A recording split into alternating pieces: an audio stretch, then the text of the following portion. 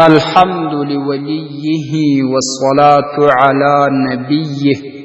معزز یورور پختنه کړې ده چې کله چانه د جمعې په ورځ د اولنی څلور رکعات سنت پاتې سي د دې راګرځول بیا شته او کنه. الجواب وبالله التوفيق. محترمه که هم علامه شامی رحمه الله ویلي دي چې د دې راګرځول نشته، خو فقهاو احتیاطي خبره دا بللې ده چې دا سنت مؤکده دي، په صحیحو احادیثو کې ثابت دي. نو چې کله دا څلور رکعات سنت د چانه پاتې سي بیا د جمعې فرض لمونځ وسي، د هغه وروسته بیا شپږ رکعاته سنت وسي، د هغه سنت وروسته به بیا دغه څلور رکعاته راوګرځوي.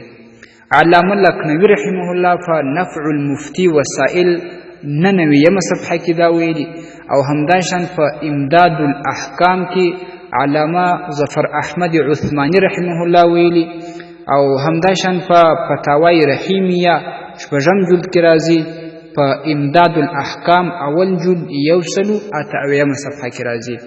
محترمه دا سنت مؤکده دي، احتیاطي خبره دا ده چې دا به بیا د جمعې تر فرضو او سنت وروسته راوګرځوي. والسلام علیکم ورحمة الله وبرکاته.